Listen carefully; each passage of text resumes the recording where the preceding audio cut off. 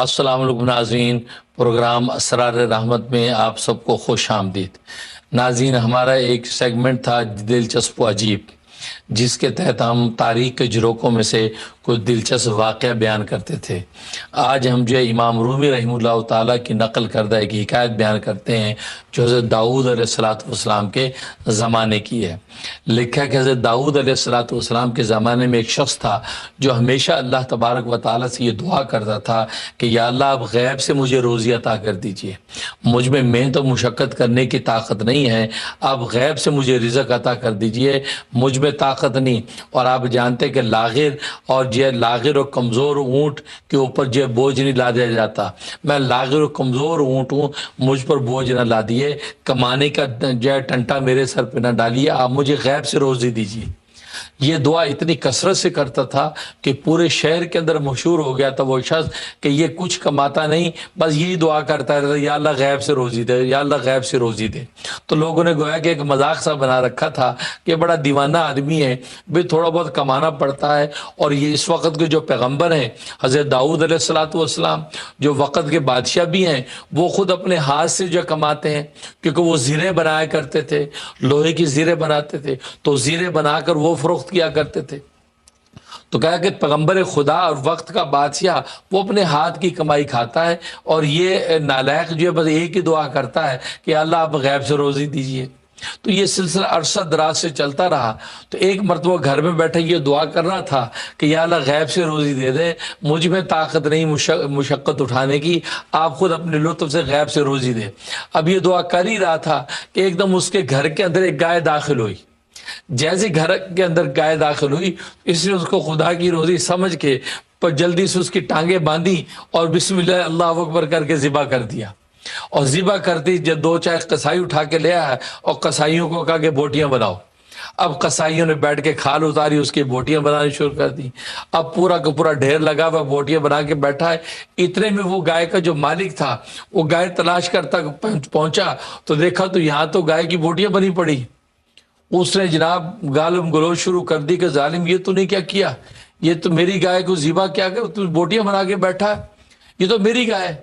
اس نے کہا بھائی زیادہ شور نہیں بچاؤ، میں 2-3 سال سے اللہ میں سے مانگ رہا ہوں کہ غیب سے روزی دے دے، غیب سے روزی دے دے، آج اللہ نے دے دی، تو بیچ میں آ گیا۔ اس نے کہا اللہ نے غیب سے نہیں دی، میری گائے ہے، یہ چھوٹ گئی، رسی ٹوٹ گئی ہے اور تمہارے گھر میں گھس آئی اور تو نے پکڑ کے ذبح ہی کر ڈالی۔ اب یہ شور شرابہ ہوا۔ اب وہ درویش کیا کہ یہ اللہ کی دی ہوئی روزی ہے، یہ تیری گائے وائے نہیں ہے۔ اب یہ سنا تو اس گائے والوں کو بڑا غصہ، اس نے گریبان پکڑ کے ٹھکائی کی ذرا اس درویش کی، اور ٹھکائی کر کے گریبان پکڑ کے حضرت داؤد علیہ السلام کے دربار میں لے گیا۔ کہا کہ آپ دیکھیے اس ظالم نے کیا کیا، میری گائے ذبح کر دی۔ اب سارا قصہ حضرت داؤد علیہ السلام نے جب سنا تو آپ نے اس درویش سے کہا کہ بھئی یہ تم نے کیا نالائقی کی ہے، یہ تو اس کی گائے تھی، یہ تو نے کیوں ذبح کی؟ تو وہ بڑا اسے اور چیخنا چلانا شروع کر دیا۔ کہا کہ پیغمبر خدا آپ بھی وہی بات کر رہے ہیں جو سب لوگ بات کر رہے ہیں، عجیب بات ہے، سب یہ بات کر رہے ہیں کہ اللہ کی دی ہوئی روزی نہیں ہے، اور آپ نے بھی وہی بات کر دی کہ میں نے زیادتی کی ہے۔ اب یہ چیخ چلاٹ بہت زیادہ ہوئی تو حضرت داؤد علیہ السلام نے فرمایا کہ دیکھو بھائی ابھی تم لوگ چلے جاؤ، کل کو میں اس کا فیصلہ کروں گا۔ اب یہ جب کل ہوئی تو رات میں حضرت داؤد علیہ السلام نے اللہ تبارک و تعالیٰ سے مناجات کی اور اللہ سے سوال کیا کہ یا اللہ یہ کیا ماجرا ہے۔ اس پر اللہ تبارک و تعالیٰ نے سارے اسرار و رموز حضرت داؤد علیہ السلام پر کھول دی اس واقعے کے۔ اب اگلے دن جب عدالت لگی ہے، وہ گائے والا بھی پہنچ گیا اور درویش بھی آ گیا، تو حضرت داؤد علیہ السلام نے اس گائے والے سے کہا کہ بھائی دیکھو تمہاری گائے ذبح ہو گئی ہے، اس درویش نے ذبح کر لی ہے، بس تم اس پر صبر کرو، تم اس پر صبر کرو، اب بس اس کی جان چھوڑو، اب اس کا پیچھا چھوڑ دو، تمہیں اللہ نے بہت کچھ دیا ہوا ہے۔ جب یہ بات کہی تو وہ گائے والا تو سیخپا ہو گیا، وہ چیخنے چلانے لگا، گریبان پھاڑ لیا اور خاک اپنے سر پہ ڈالنے لگا اور کہا کہ پیغمبر خدا ایک رات کے اندر شریعت بدل گئی، کل تک شریعت کا حکم میرے حق میں تھا اور آج ایک رات گزری اور شریعت بدل گئی، اب آپ کہہ رہے صبر کریں، یہ کیا ماجرا ہوا؟ اب اس نے یہ جب بات کہی تو حضرت داؤد علیہ السلام فرمایا دیکھو اللہ کا یہی رمز ہے اور اللہ کا یہی منشا ہے، بس تو اس پہ صبر کر اور بات کو ختم کر، اس لیے کہ جب پردے اگر اٹھنے لگے اس کی ستاری کے تو پھر گناہوں کے ڈھیر جو ہے یہاں سامنے لوگوں کے آ جائیں گے۔ اس رب نے اس تیرے گناہوں پہ بھی پردہ ڈال رکھا ہے اور یہ جو درویش ہے اس سے تیری گائے ذبح کر لی، تو بھی اس کی ستاری اس پہ پردہ ڈال دے اور بات کو ختم کر۔ اب وہ ماننے کو تیار نہیں ہے اور وہ اکڑے جا رہا ہے، چیخ رہا ہے، چلا رہا ہے، نہیں جی نہیں، مجھے تو گائے کا تاوان چاہیے، مجھے اس کی قیمت چاہیے۔ حضرت داؤد نے فرمایا تجھے اللہ نے بہت کچھ دے رکھا ہے، کیوں ایک چھوٹی سی چیز پہ اتنی ضد کرتا ہے؟ یہ نہ ہو کہ اللہ تیرے راز فاش کر دے اور کہ جی میرے کیا راز ہیں، میں نے تو محنت سے کمایا سارا، محنت کی روزی میری، میں کس بات سے شرمندہ ہوں؟ اس پر حضرت داؤد علیہ السلام نے فرمایا کہ باسن جو تمہارے باقی مال اور جائیداد ہے وہ بھی اس درویش کو دے دے، یہ فیصلہ کرتا ہوں کہ باقی تیرا جتنا مال اور جائیداد ہے وہ بھی درویش کو دے دے۔ اب اس پر تو گائے والے نے گریبان پھاڑ لیا، اپنے آپے سے باہر ہو گیا، چیخ چلاٹ شروع کر دی کہ یہ کیا فیصلہ ہے، یہ کیسا انصاف ہے کہ آپ جو باقی مال و جائیداد بھی اس کے نام کر رہے ہیں؟ تو اس میں حضرت داؤد نے فرمایا کہ باقی مال و جائیداد تو دور، تیرے جو اہل و عیال، تیرے غلام لونڈیاں، وہ بھی اس کو دے دے، وہ بھی اسی کے ہیں۔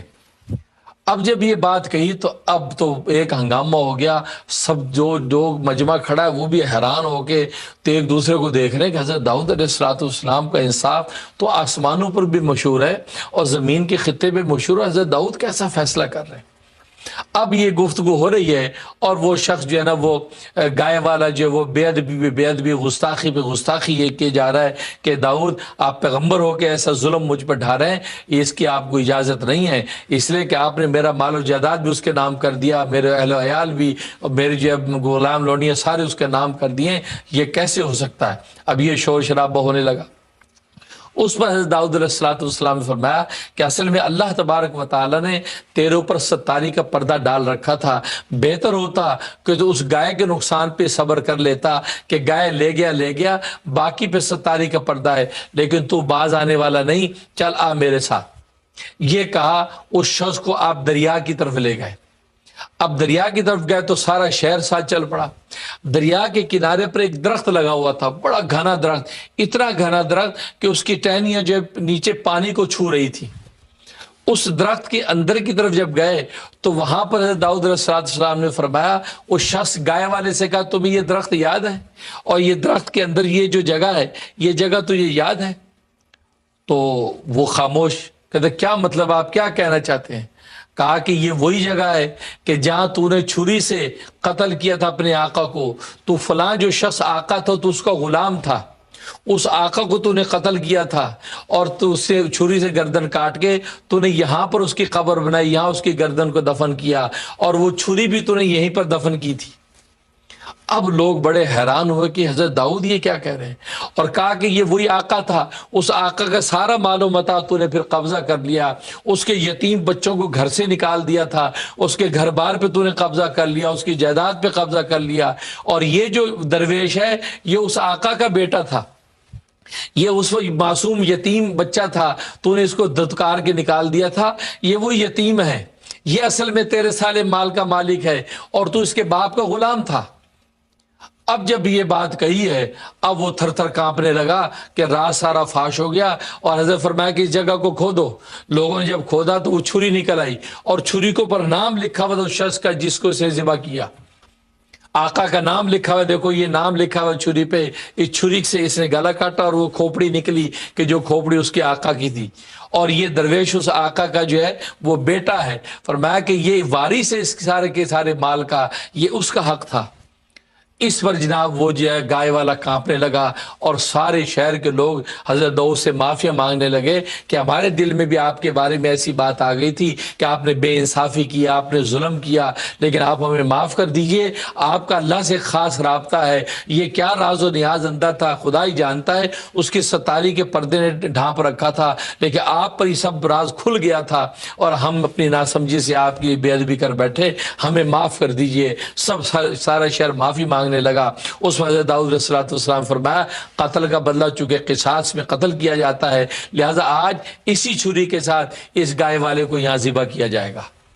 चुनाचे उन्होंने हुक्म दिया उसके बेटे को, उस दरवेश को, कि अपने बाप का किसास ले ले और इस छुरी के साथ इसको कत्ल कर। लिहाजा उसको कत्ल करके उसको वहीं दफना दिया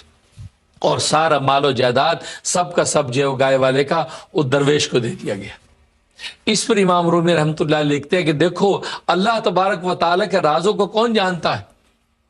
अगर आज आपका थोड़ा सा माली नुकसान हो जाता है, आप समझ जाएं कि पता नहीं मेरे सत्तारी के कितने पर्दे खुदा ने मुझ पे डाल रखे हैं, कोई बात नहीं, मैं इस पे सब्र करता हूं। ये थोड़ा सा माल चला गया, लेकिन सत्तारी के पर्दे की वजह से मेरे ऐब छुप गए।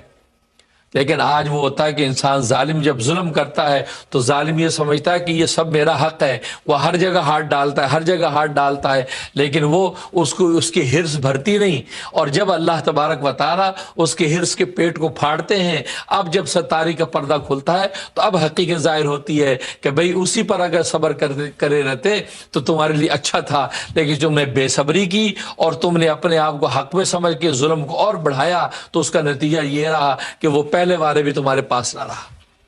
इसलिए फरमाया कि हकीकत ये कि हर आदमी से कोताहियां होती हैं, कमियां होती हैं, किसी का क्या राज है ये अल्लाह तबारक व तआला जानते हैं। वो अल्लाह तबारक व तआला अपने सत्तारी के पर्दे से लेके हमें चल रहे हैं। अल्लाह से दुआ है कि अल्लाह तबारक व तआला हमें किसी किस्म के जुल्म से महफूज रखें, इसलिए कि जुल्म बड़ी ख़तरनाक चीज़ है। अल्लाह तबारक व तआला की रहमत दूर हो जाती है और आप अब अपना हक अगर छोड़ देंगे तो अल्लाह तबारक व तआला दुनिया के अंदर उसके बदले में कितना अता करेंगे और आखिरत में क्या मिलेगा उसकी तो कोई जो मिसाल ही नहीं है। अल्लाह से दुआ है कि अल्लाह तबारक व तआला हर तरह के जुल्म से हमें महफूज रखे और ये दुनिया के अंदर जो कुछ हो रहा है, इस कारखाना कायनात में जो हो रहा है, उसको अल्लाह की मशीयत और उसकी हिकमत और उसके असरार रुमूज समझ के उस पर सब्र करें। और अगर अता हो जाए तो शुक्र करे और अगर नहीं तो उस पर सब्र करे तो अल्लाह तबारक व तआला सब्र के नतीजे में क्या दे देते हैं ये समझ ही नहीं सकता। इसलिए कि कुरान करीम में अल्लाह ने फरमाया कि सब्र करने वालों के साथ मैं खुद हूँ। जब अल्लाह तबारक व तआला सब्र करने वाले के साथ हो जाता है, उसको खास खुशखबरियाँ देता है, तो सब्र पर वो मिलता है कि जो बेसब्री पे अता नहीं किया जाता। इसलिए बाबा बुल्ले शाह कहता था कि चुप रहसे ता मोती मिलसन सब्र करें ता हीरे,